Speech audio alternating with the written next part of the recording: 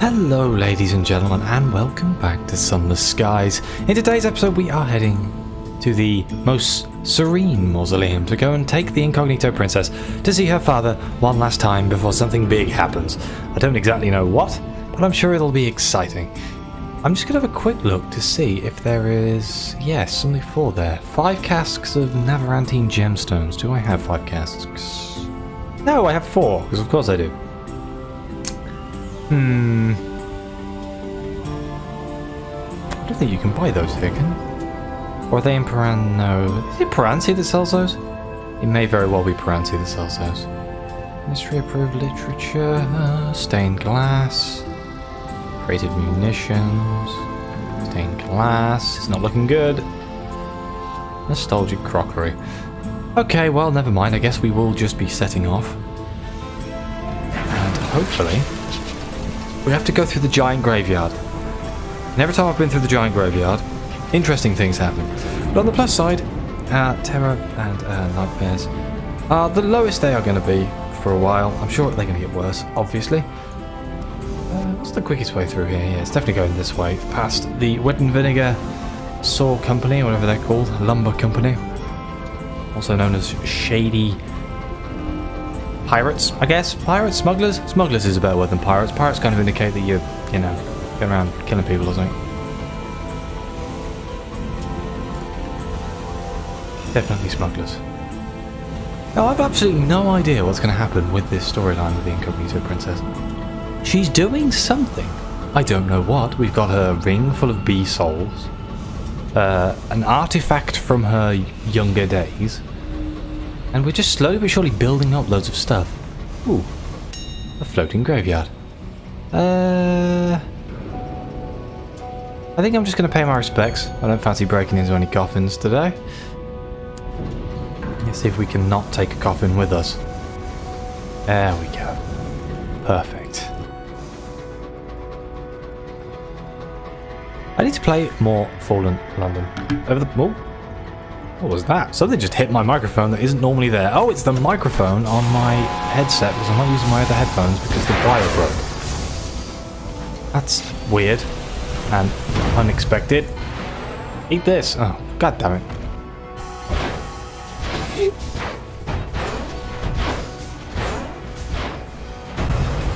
So I decided I really didn't want to get hit by one of those missiles. The Resurrectionists haunt. Memorandum, plundering its graves for corpse goods and cadavers. They sell the valuables to pawn shops and the bodies to disgraced scholars, deranged artists, and grisly collectors. We do need to repair ourselves, so let's do that. Because every time I go here, I get loads of terror. Because they have halls of cadavers and knickknacks and things. Not pleasant. Not pleasant at all. They're basically just flying grave robbers. Obviously they land before they rob the grave. They don't fly over it. At least I don't think they do. Maybe they've got like a big digger on the back that just kind of strips up all the graves. Somehow I doubt it though. There are so many graves here. It's weird because, you know, I'm used to Fallen London where people don't die. And they go to the tomb colonies. But I guess they escaped that fate when they came to the stars. Would you really want to give up immortality? It's one of those age-old questions, isn't it? Whether being immortal is worth it because you inevitably lose everything you ever care about. Because obviously they're not immortal. But my question has always been, you can just make new friends. Like my answer, like, admittedly, that's coming from the perspective of someone like me, who's very strange. But what's happening over here? Oh, sweet Jesus! I do not want to. Oh dear! I do not want to be in between these guys. Nope. Can I help this thing? I mean, to be honest, I kind of want to see who's going to win. And just try not to get shot in the process. Because these dreadnoughts, they pack some hella firepower. Uh-oh. No. Oh, it's 2 on 1. Uh-oh. What the hell's an Albion Marauder? Oh, it's just a Marauder. But it's got a machine gun cannon.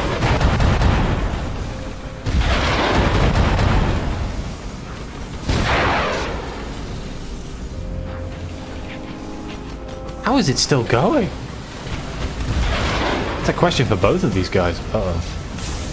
I think that Marauder's going to try and blindside me. Yep. Missed. Damn.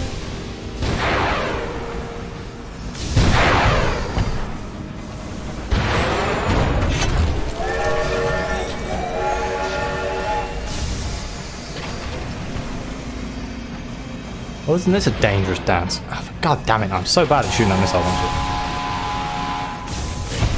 Kinda want to loot the Dreadnought. Bear with me a second. Howdy. You guys fight amongst yourselves.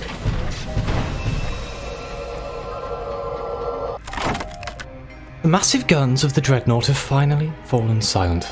The Hulk hangs in the firmament like a shed spider skin in a web viewed from the vantage of the Fly. Its sides and scored and open. Its windows shattered. Smoke billows from its blind eyes. London will not see what transpires here. I apologise, I read that like crap. I don't know why. What can we do here? We can rummage in the kitchens. We can raid the hold. We can raid the engine's lockbox. It sits on the captain's desk, heavy as miser's heart.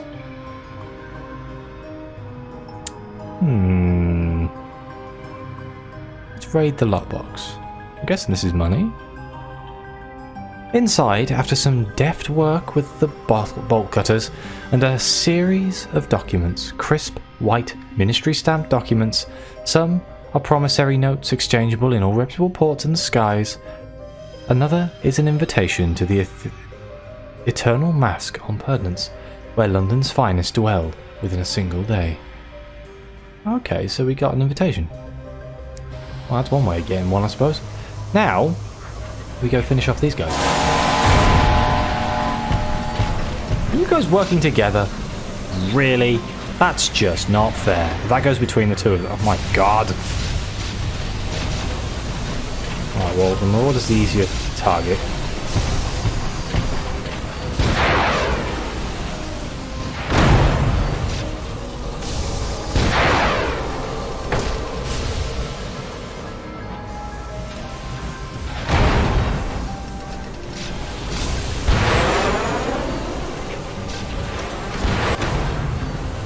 Wonderful. That went really well, and I don't know how I survived. Wait, why have we got two options here? We can strip it for parts, or we can demolish the grave robber. Well, let's investigate the bodies. Let's put something a bit different. A cabin has been packed with gravely sky ice to keep it cold. Corpse hang from a rail. A cabin has been opened to the cold for the better preservation of the dead. The resurrectionists keep their handful of corpses admirably catalogued. The old dangle with the old, the young hang with the young. A neat logbook records their provenance and items collected. And then finally, the Marauder. I doubt he'll have anything of use, but you never know. Let's just seek an unusual item. These always come in handy, don't they? Is it Sunless Skies gossip? No, it's a barrel of unseasoned hours. The captain's cabin is decorated with grisly trophies. Plates of cantankerous carapace, mangled engine nameplates, the severed head of a treasured rival. A scuffed safe concealed under the bed holds a careful ration of hours. The captain's surety for her old age. No use to her now. No. Okay then, let's go to the most serene mausoleum and see if we can continue the Incognito Princess's storyline. I am very intrigued to see where this is going to go. It could only end badly. I know that for a fact. I mean, all of my... other than the driver, all of the things that have happened to them is just horrendous. I should also level up, shouldn't I? In fact, let's do that. What do we got here? What do I want to increase? Hearts, maybe? I keep doing hearts checks and failing miserably. Let's do a narrow escape. Your engine was nearly destroyed, but you lived to fight another day. Oh wow, I unlocked this when you survived your locomotive being reduced to less than 10 hull. I didn't realise you unlocked these from doing certain things. You walked through the valley of the shadow of death. How has it changed you? You can either have learned to be cautious, death waits in the sky, kept at bay only by a few inches of plating and the fires in your engine, or it has emboldened you. Carpe diem! It is death's shadow that gives life its luster. I think we will go with this one, as it boosts our 2 lowest stats. Wonderful. And now we'll dock.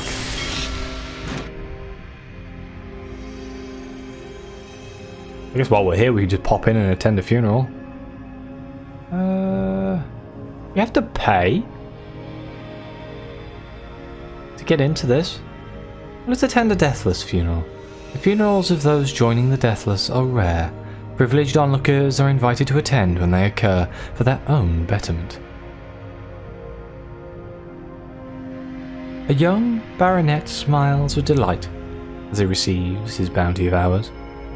His funeral vestments are silvered velvet, his sepulchre polished marble. He shares the last of his wine cellar with all present before he is led away by the engraved mourner to his new and final residence.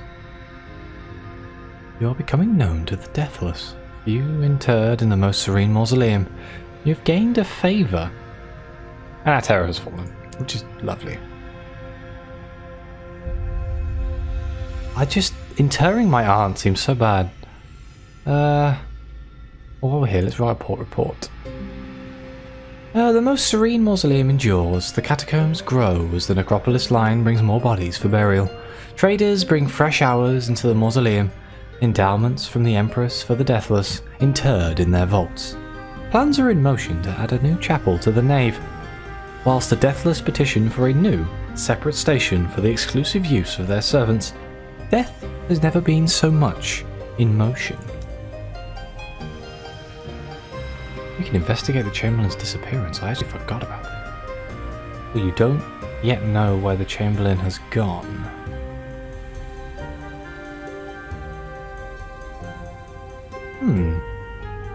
What I find very strange here. Here we go. Visit the memorial to the Prince's consort, the most dearly beloved corpse in all of Albion. Here we are. The most serene mausoleum was built to commemorate Her Renewed Majesty's dead love. His tomb is the heart of the mausoleum.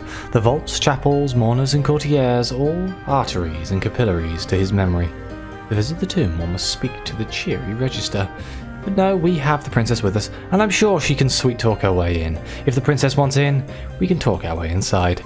However, it will require the most inspired of lies. Using a moment of inspiration. I've known it. Afterwards, you can barely remember the story you told. Something about religious cleaners, a pilgrimage, oaths of private homage, and a half other brilliant digressions. The incognito princess even applauded you when you drew to a close. There are some minutes where news travels to the dire Chamberlain and back again with his decision.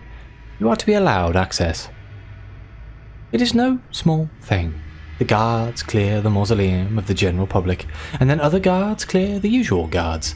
These deaf, trusted elite don blindfolds and each pull upon a chain around their neck, each revealing a silver key. The princess gathers the keys, examining the intricate filigree scenes they're decorated with. "Oh," she says, "this is of the day my parents met. They were so young then." She turns to the first door and chooses the appropriate key to open it. 7 doors follow, the designs of door and key alike, recapitulating the relationship between Queen and the Prince Consort, from those early happy days to his tragic death.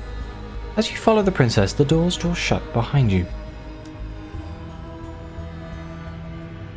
This is the second time I've been in here. I wonder if he's still missing his finger. He lies in the centre of the structure, mounted on a marble altar, caught in a beam of light resting on velvet cushions. While the ravages of his illness are quite obvious, he's so well preserved that you could almost think him alive. At which point, he coughs. The Prince Consort lives, It is not a life any would wish for, but it is life. Okay, so we can get to watch the farewell. The princess has something to say and you get to eavesdrop. Daddy, she says, rushing over, taking his unresponsive hand. I just knew Mother wouldn't give you up to anyone, let alone death. I have such terrific news. I am to be married, he says. The princess leaves a moment for him to gasp. He's unconscious, so fails to oblige. It's a perfect match. You're aware of the devil, who was once the many-mouthed, whose children are the cloister bees? It's him. It is a trifle complicated, I'll admit. We plan to maintain separate residences. He's trapped eternally down a well. I love him very much, almost as much as I love the status I'll achieve once we're wed. Do I have your permission? A long pause is broken only by a parchment dry cough as the prince consort stirs. The princess bounces, taking it as a yes. Thank you, Daddy, she says. Send my thoughts to Mother. She drops his hand and almost runs from the mausoleum. Oh dear God. What is happening? Well, let's return to the nave. I guess we need to speak to her and find out what the hell's going on. Should we contemplate the dead sun while we're here? Let's do it. The corpse of Albion's old dead son is visible from the great rose-coloured window. I think this gives us bad stuff, but just good stuff. Yes. The body of the sun is still cooling. A few embers continue to glow at its core, a low and sullen red. When Her Majesty entered Albion, she slew the sun with an experimental weapon, an unclear bomb, and she claimed the sun's throne and dominion. You can't help feel that as you gaze on the sun gazes back. Poor thing. Okay, let's speak to the incognito princess. Ask the princess about the fact she's marrying, a devil. Part of you doesn't want to know more. It's an easy part to ignore.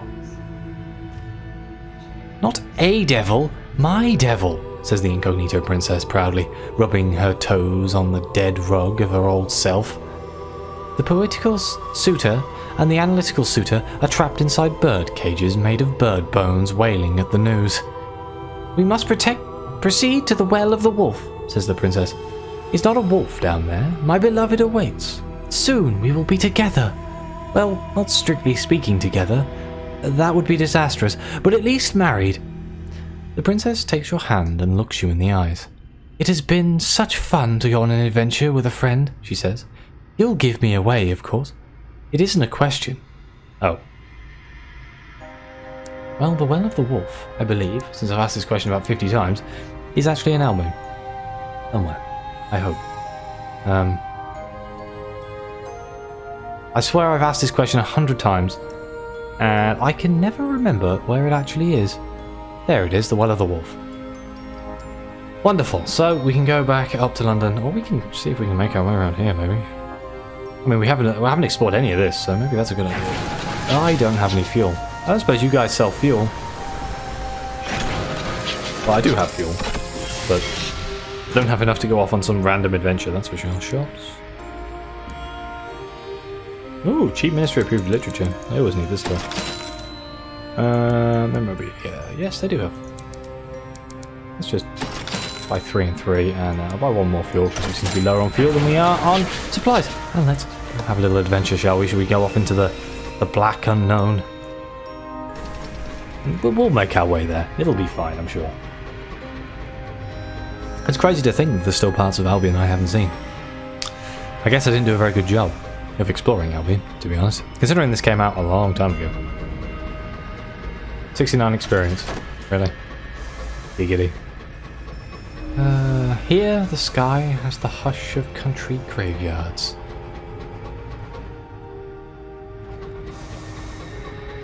Yeah, how far do the graveyards actually go out? That's a question. Are they really this big? Do they span to the north and the west of the most serene mausoleum? Apparently so, because here's some more now. These lays. God, there's so many graves. What are they going to do when they run out of space? I mean, surely you can only have so much space in the sky. I don't like the fact the sky is going red up here. Usually means there's some sort of correspondence. But it could just be red.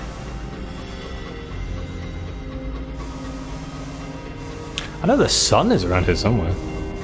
Noonark's Feast. I'm guessing it's down here. Because I haven't actually seen it in this playthrough, from what I remember. I've seen it at some point, because I used to have to fly over it to get to the Serene Mausoleum.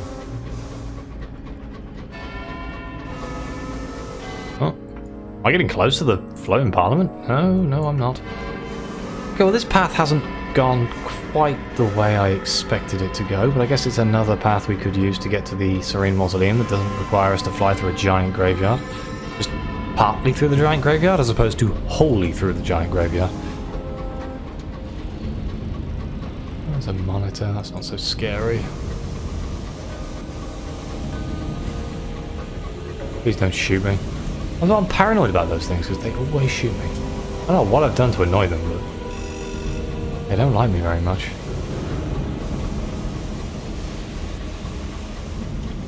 Oh, games are chugging. Okay, go up through there. It should get us there. Excuse me.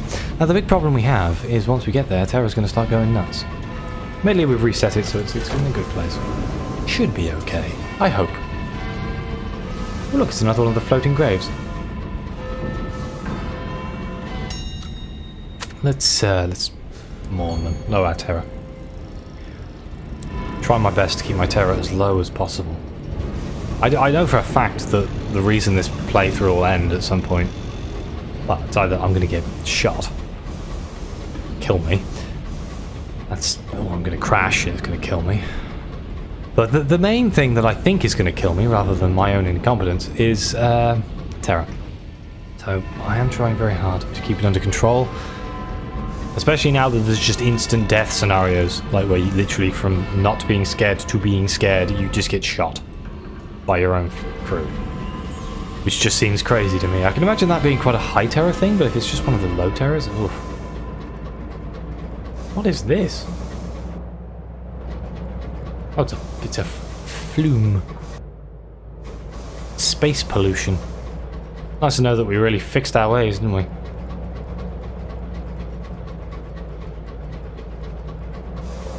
Well, I suppose we kinda did. We don't do that as much now as we did back in, like, Victorian times. Back in, like, you know, 1913. I think we were kind of bad at just spewing crap into the sky. I mean, we're still pretty bad, don't get me wrong, but we're not, you know, I'm no super eco warrior. I think we've done a damn good job over the past 200 years of fixing up our act. I mean, we need to do more, but, you know, kind of out of the hands of the individual. It's more up to the government and the people who run the place. I know here in the UK, a few years ago, there was a big thing about they introduced legal recycling where you had to recycle. They gave you bins and they were like, put them in here, and if you don't put them in here, you're going to get fined. And, oh bugger. You don't like me.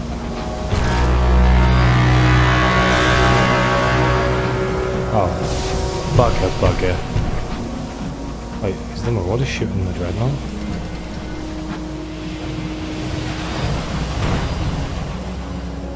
Eat?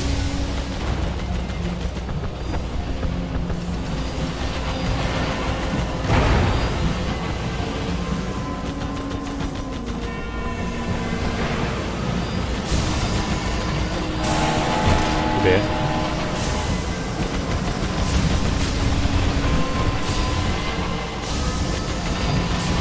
Eat.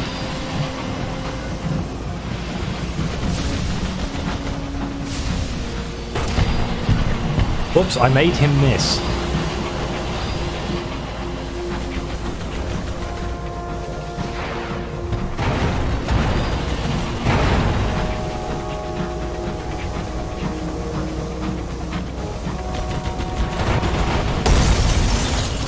Got him. The only reason I went to kill that guy was because there's a chance we'll get the gun. Nope. Let's just find some random treasures. A faintly luminescent cage. I swear they've made those things easier to fight. I remember those things being horrendous when I fought them last time.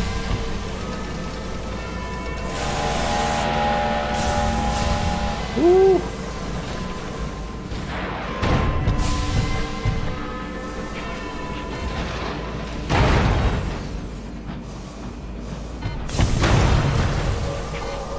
There we go. That went well. Let's break into the cabin. Cabin's cabin, the captain's cabin. We get another barrel of unseasoned hours. Been quite a lot of that around here. Right, onwards to the Well of the Wolf. We got a little bit distracted there, but I think we'll still have a little bit of time here. Please, no horrendous beasties. I kind of forgot about those ranged dreadnoughts and things. The glass ships. I kind of expect them to be around the sun. Christ! I did not have my hand on the keyboard properly then. Oh, it's the guests. Real bad. Bad. Hey, normal dreadnought, help my ass. Please. Please? Please?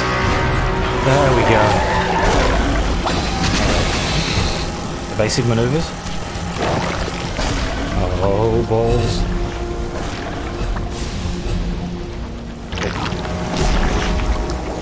Ow!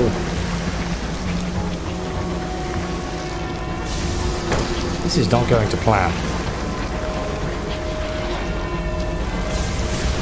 Hey, how come you're not helping me anymore, you bloody traitor? Okay, I'm running away. See you later. See ya. Bye-bye. Bye-bye now. Ooh, I don't like the guests. I especially don't like guests that are in dreadnoughts. Bloody hell. I can kill them. I know I can. But it's bloody horrible and it's hard. And I'd rather not risk dying. Oh my god, this thing looks worse than I remember.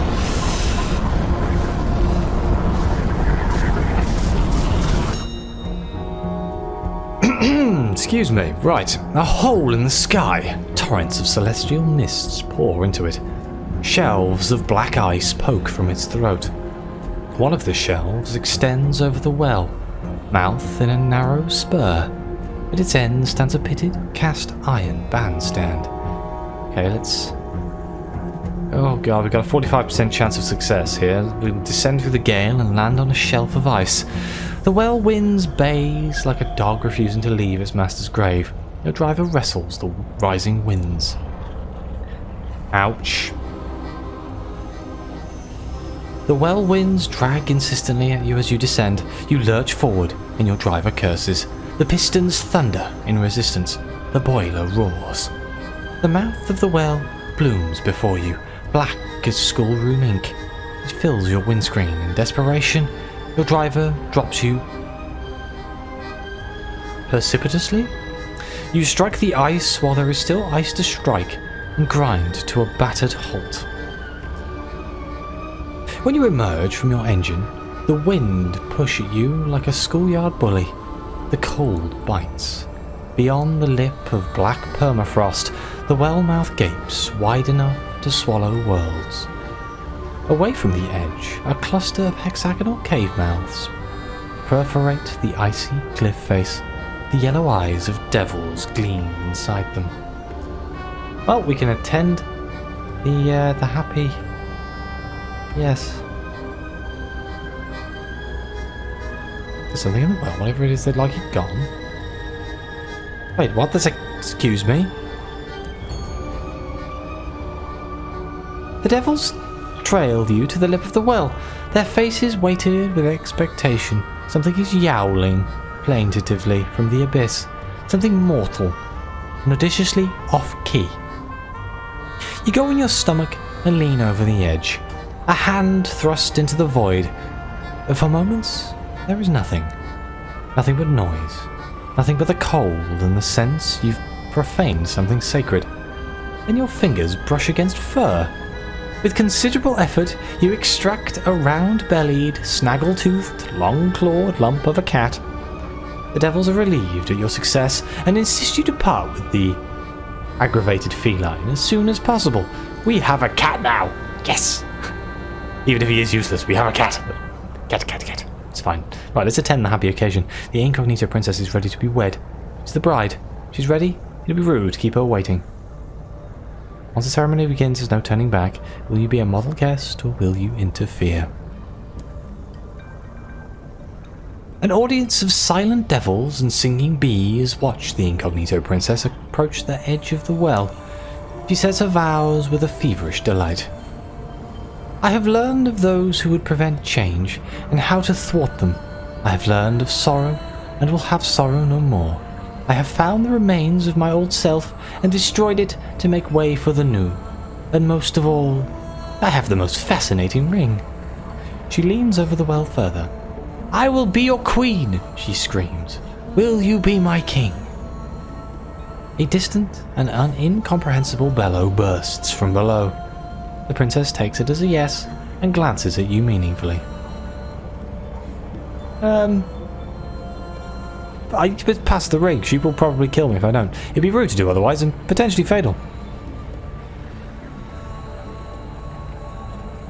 She slides the ring onto her finger and says, I do.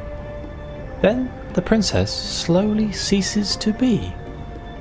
Her transfiguration into the queen of bees would be the sort of thing you'd recount grandly to your peers, applause and wonderment. If only you could speak of it without shrieking.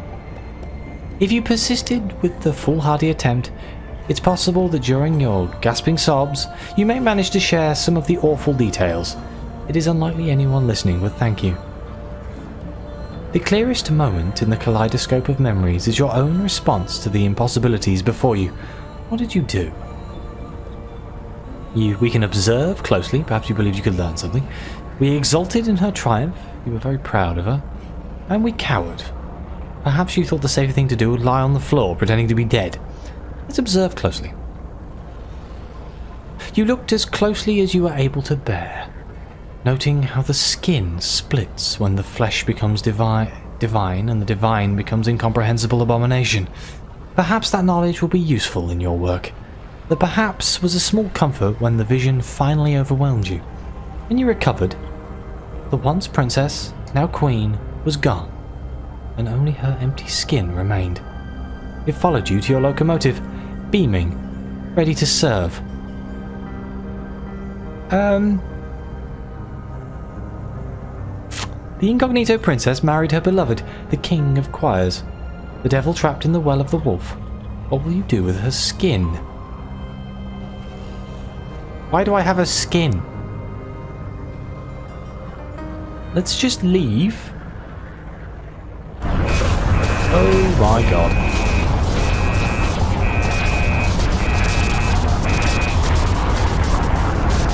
Sweet god, that just ripped the crap out of my ship. Get me out.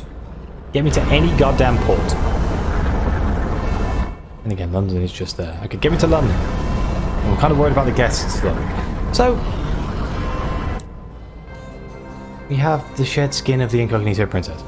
The sloughed skin of the incognito princess. It slithers around the locomotive, scaring the crew.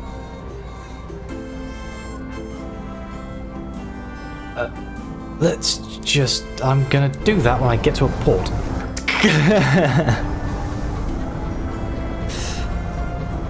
You know what, I've suddenly decided Warbly Juxta Mare is a lovely place.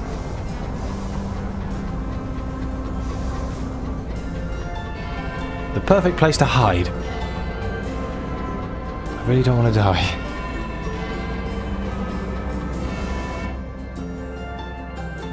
Again, I could just cut round here and go down into London.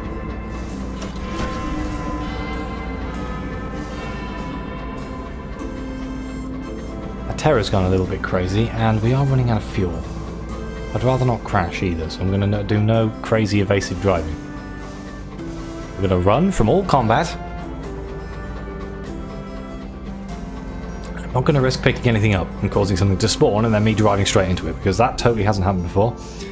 Wasted time? Oh god, morale is strained and someone has been careless. One of the barrels in your hold wasn't securely fastened. It has split, spilling the precious hours across the floor. Already the hours' insistent melancholy has begun to permeate the engine, and your clocks are becoming erratic. Let's just throw out the whole barrel full.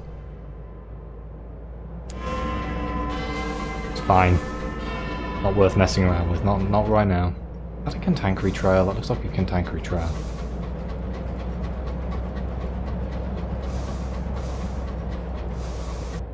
Let's just stick to evasive driving.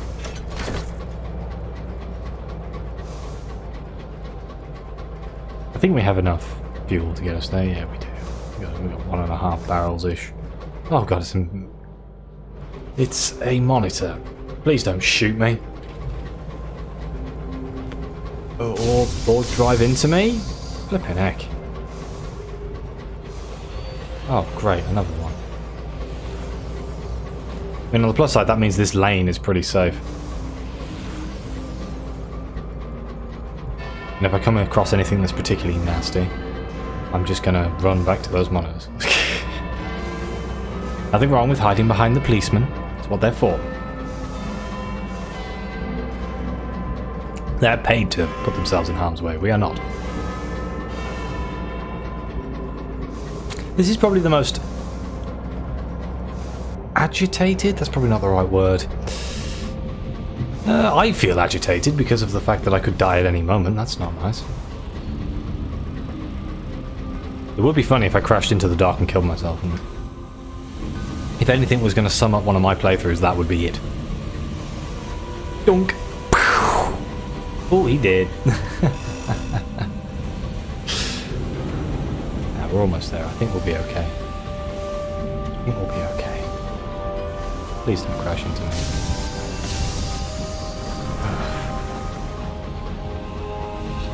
The Syncline, what a lovely name for a ship.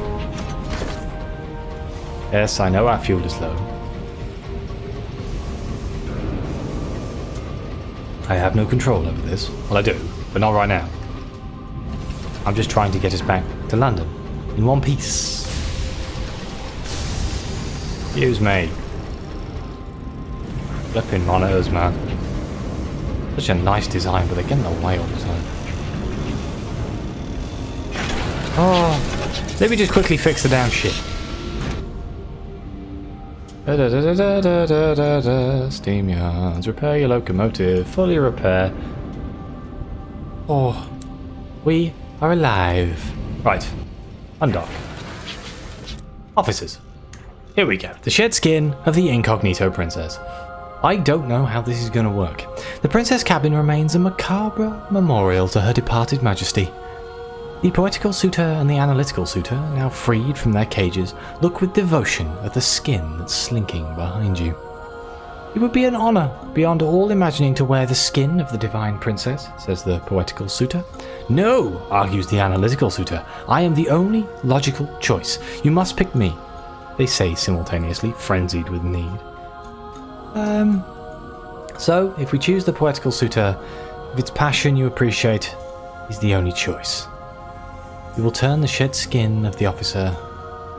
Yeah, the shed skin into an officer that raises your mirrors by 10 and your affiliation to the Boheme by 2. Or we can choose the analytical suitor. A logical mind may be safer with the skin, and she certainly has one.